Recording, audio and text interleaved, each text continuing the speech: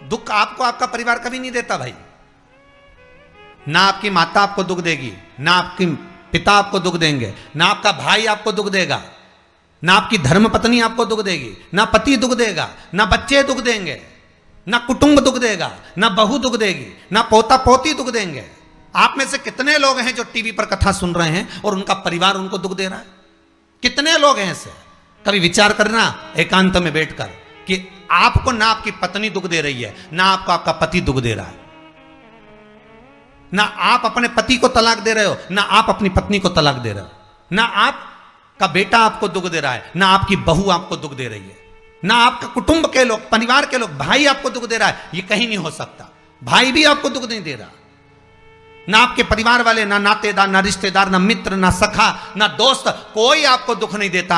ये शिव महापुराण की कथा कहती है हमको लगता है कि हमारे परिवार वाले दुख दे रहे हैं, हमको लगता है हमारी बहू हमें दुख दे रही है, हमें लगता है हमारी सास हमें दुख दे रही है, हमें लगता है हमारा पति हमको दुख दे रहा है, हमें लगता है हमारे कुटुंब वाले हमको दुख दे रहे हैं। पर शिव महापुराण की विद्येश्वर संहिता कहती है ये कोई आपको दुख नहीं देते, दुख आपका पूर्व का कर्म आपको देता है। ये जितने भी मिले हैं ना आपको, रिश्तेदार, नातेदार, कुटुंब, भाई, बंधु, सखा, पत्नी, पति, पोता, पोती, ये जितने लुटेरे मिले हैं, ये जितने अपशब्द कहने वाले मिले हैं, ये जितना ताने देने वाले मिले हैं, ये जितना गाली देने वाले मिले हैं, ये जितना उंगली उठाने वाले मिले हैं, ये कोई दूसरे नहीं, तुम्हारे पूर्व कर्म के कोई ना कोई पुराने ही होंगे जो तुम्हारे साथ जुड़कर तुम्हारे टांग खींचने के लिए सामने खड़े हुए हैं। ये कोई तुम्हारे होंगे।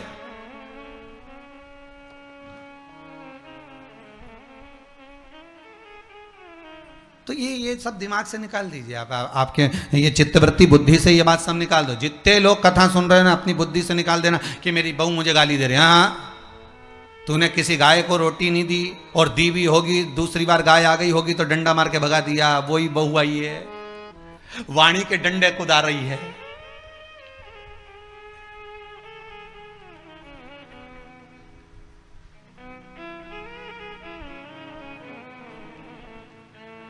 कोई बेटा अगर नहीं सेवा कर रहा, कोई बेटा नहीं पूछ रहा, समझ लेना पूर्व में हमारे बुजुर्ग, कोई दादाजी होगा, कोई दादी जी हो गई, कोई ससुर जी होगा, कोई जेठ जी होगा, हो सकता है किसी की हमने सेवा नहीं करी हो और वही बेटा बनकर आया, आज हमारी सेवा नहीं कर रहा।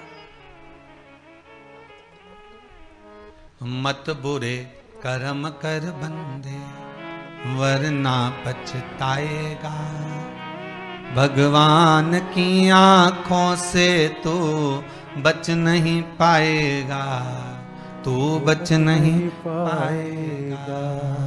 अरे ओ अज्ञानी मत करना दानी। बचना नहीं है, बहुत ये हमें लगता है गुरुजी मेरी बहू बहुत परेशान करे, गुरुजी मेरी सास बहुत परेशान करे, मेरा भाई मेरी प्रॉपर्टी खा गया, मेरा भाई ये लेकर चले गया, मेरे ससुराल वाले ऐसे, मेरे रिश्तेदार ऐसे, मेरे कुटुंबी ऐसे, मेरे कबीले वाले ऐसे, मेरे ये ऐसे। तो हमको लगता है कि ये अपने ऐसे।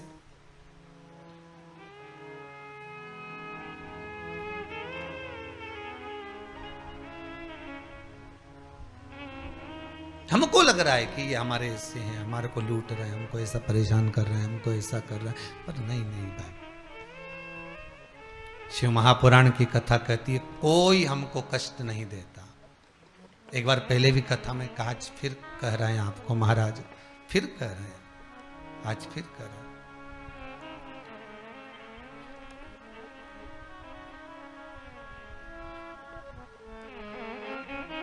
आपको फिर निवेदन कर रहा है, बीमार हुए देवास में, बीमार हुए भोपाल में, बीमार हुए सीहोर में, बीमार हुए कहीं, डॉक्टर को दिखाने जा रहे हैं इंदौर, डॉक्टर को दिखाने जा रहे हैं भोपाल, डॉक्टर को दिखाने जा रहे हैं देवास, मुंबई, पुणे, जहाँ तहाँ हम डॉक्टर को दिखाने के लिए जा रहे हैं। वहाँ हॉस्पिटल में हमने सुई लगवाई, इंजेक्शन लगवाया, वहीं से कहीं कुछ चीरा फाड़ी कर दी, ऑपरेशन कर दिया। जरा विचार करना कभी एकांत में बैठ कर कि रहते यहाँ थे, दवाई लेने पहुँचे वहाँ, इंजेक्शन वहाँ लगवाया, बताओ ऑपरेशन वहाँ करवाया। तो इतने ढेर सारे हॉस्पिटल, कहीं ना किसी ने कहा सूरत भी जा सकते हो, किसी ने कहा अहमदाबाद चले जाओ, किसी ने कहा वहां चले जाओ, कोई कहा पूना चले जाओ, कोई कहा मुंबई चले जाओ, कोई कहा इंदौर चले जाओ, कोई कहा भोपाल चले जाओ, पर रहने वाला कहाँ का और जाकर ऑपरेशन करवा रहा है कहाँ पर? विचार करिएगा। रहने वाला कहाँ का और इंजेक्शन लगवा रहा है कहाँ जाकर? जरा विचार करिएगा।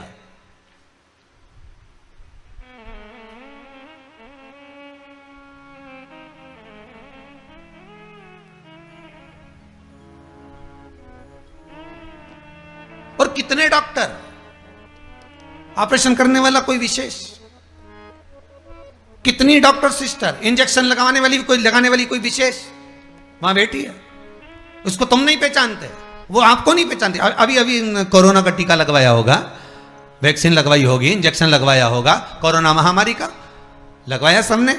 अब लगवाया तो उसमें आपके मन में विचार तो आया कि ना तो हम इस सिस्टर को पहचानते, ना हम इस डॉक्टर को पहचानते, गए और सुई लगवा के आ गए, पर उसने हमको कष्ट तो दिया, भले वो थोड़ा सा चुभाया पर कष्ट तो मिला।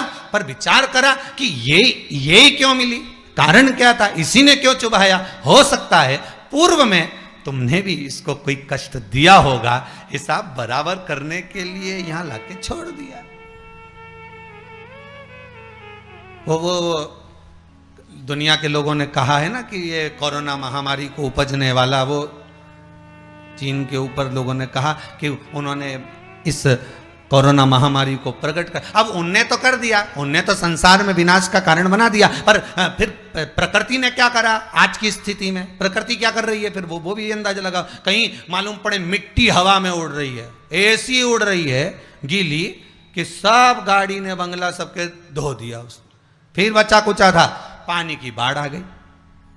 अगर हम दूसरे को कष्ट दे रहे हैं, हम दूसरे पर उंगली उठा रहे हैं, हमने एक उंगली अगर किसी पर उठा दी, हमने उंगली उठाकर कह दिया वो ऐसा है, उसने ऐसा करा, उसने वैसा करा, हमने एक उंगली उठा दी, भले तुम विद्वान हो, भले तुम्हारे में विद्वत्ता है, पर हम किसी पर अगर एक उंगली उठा रहे हैं तो ये 3 उंगलियां हमारे भीतर जा रही है कि अपने अंदर झांक कर देखो कि आप कैसे हो,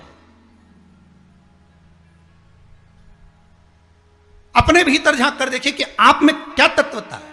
जो हम दूसरे में कुछ खोट देख रहे हैं तो हम में कितना खोट भरा होगा, हम में कितना कपट भरा होगा, तभी तो सामने वाला कपटी नजर आ रहा है। जैसा चश्मा लगाओगे सामने वाला व्यक्ति वैसा ही तो दिखेगा। लाल कलर का लगाओगे तो लाल दिखेगा, काला लगाओगे तो काला दिखेगा, पीला लगाओगे तो पीला दिखेगा। नेत्रों में जो काम, अगर अहंकार है तो अहंकारी दिखेगा, लोभ है तो लोभी दिखेगा, वासनावान है तो वासनावान दिखेगा, तृष्णावान है तृष्णावान दिखेगा, चोर है चोर दिखेगा, कपटी है कपटी दिखेगा, बेईमान है बेईमान दिखेगा, अज्ञानी है अज्ञानी दिखेगा। आपकी दृष्टि जैसी होगी सामने वाली की सृष्टि वैसी ही नजर आएगी, सामने वाला व्यक्ति आपको वैसा ही दिखेगा। आपका चित्त अच्छा है, आपका मन अच्छा है, आपके दिल अच्छा है, आपके भाव अच्छे हैं, सामने वाला भी वैसा ही नजर आएगा। भगवान कृष्ण ने भेजा था दुर्योधन को अच्छा ढूंढने के लिए, एक अच्छा नहीं मिला। युधिष्ठिर को भेजा था पूरी पृथ्वी पर से कोई बुरा व्यक्ति ढूंढ कर लाओ, युधिष्ठिर को बुरा नहीं मिला, क्योंकि उसकी युधिष्ठिर की बुद्धि में, चित्त में ये भरा था, उनकी वृत्ति में ये भरा हुआ था कि बुरा कोई है ही नहीं, संसार में कुछ ना कुछ अच्छाई दिखी जाएगी। बुरा जो देखन में चला बुरा न मिलिया कोई। हम देख रहे हैं, हम चित्तवृत्ति से, हम विचार,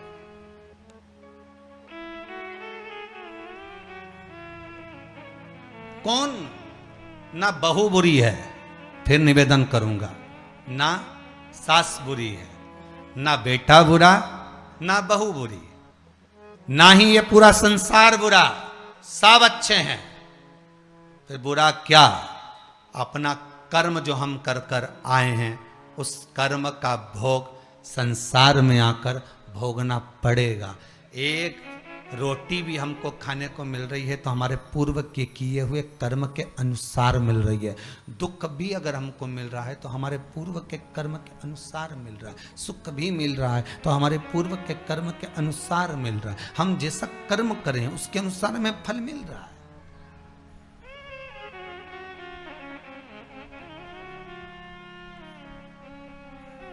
इसलिए बारंबार कहा था कि मान मेरा कहना नहीं तो पछताएगा, माटी का खिलौना माटी में मिल जाएगा, हेट बूट सूट सब यहीं रह जाएगा, और माटी का खिलौना माटी में मिल जाएगा। ये हेड रह गया, ये बूट रह गया, ये सूट रह गया, सब पड़ा की पड़ा रह गया, सब धरा की धरा रह गया। इसका मूल तत्व क्या है? इसकी महत्वता क्या है?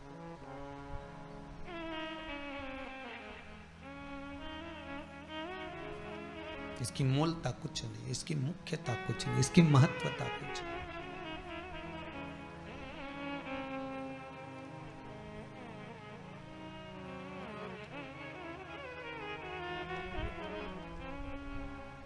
किले भोले का नाम, भगवान शिव का मंत्र, नाम स्मरण जप कीर्तन सुख दे।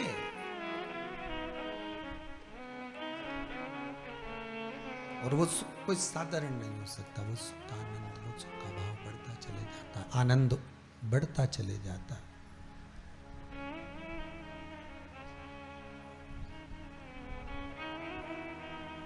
ले भोले का नाम काहे यूं भटके, मिलता है आराम काहे यूं भटके। इस शिव का नाम लेकर हम जब शंकर का नाम लेकर जब अग्रण्य हो जाएं, प्रेशर खोलिए महाराज, प्रेशर खोलिए। हम शिव का नाम लेकर जब अग्रण्य बढ़े, आगे बढ़े, शंकर का नाम लेकर जब अग्रण्यता के भाव की ओर बढ़े, तो जीवन का सुख क्यों ना मिलेगा सर? वो जीवन का आनंद क्यों ना मिलेगा? महाराज शिव पुराण कह रहे हैं, कोई बुरा नहीं संसार में। ये जितने नाते रिश्ते कुटुंब कबीले बनते चले जाते हैं, ये हमारे कर्म के अनुसार बनते चले जाते हैं। कर्म के अनुसार, ये कोई दूसरा बनाता नहीं है। जैसा पूर्व में कर कर आए हो, वैसा आपके सामने आपका व्यवहार सामने वाले का प्राप्त होगा, वैसा व्यवहार प्राप्त होगा।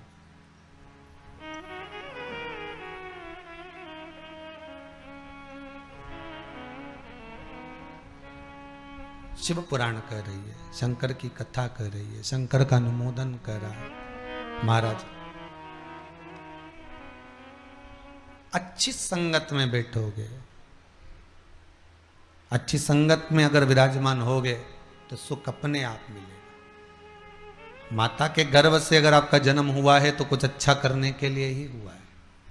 अगर आप बैठकर आस्था चैनल के सामने शिव महापुराण की कथा सुन रहे हो तो अपने आप को गौरवान्वित महसूस करना। थोड़ा न थोड़ा परमात्मा की कृपा, पूर्वजों का आशीर्वाद आपको ऊपर हुआ है, इसलिए आप शंकर की कथा को सुन रहे हो, शिव का भजन कर रहे हो। श्रावण के महीने में आज शिवरात्रि के दिन शंकर का अनुमोदन कर रहे हो।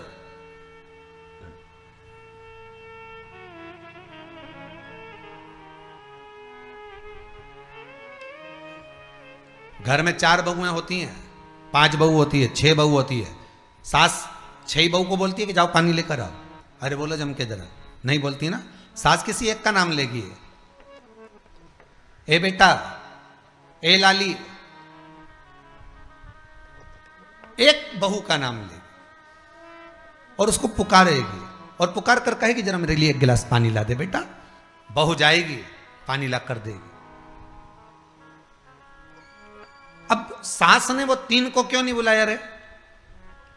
अरे बोलो तो जम क्या, वो 3 से क्या सास की दुश्मनी थी? नहीं, वो भी रोज मिलती, वो भी रोज प्रणाम करती है, वो भी रोज नमन करती है, वो भी रोज ना रोज सास के पास जाकर बैठती हैं। वो भी, सास उनको भी साड़ी देती है और सास उसको भी साड़ी देती है, सास उसको भी रकम देती है, उनको भी। पर एक को बुलाया आवाज लगाकर, ए बेटा, ए लाली, ए बहू, जरा इधर आ। और जिसका नाम लेकर बुलाया वो दौड़ कर आई और लाकर पानी दे दिया। पर सास इसी को क्यों बुलाती है? 4 बहू में से इसी बस बहू को आवाज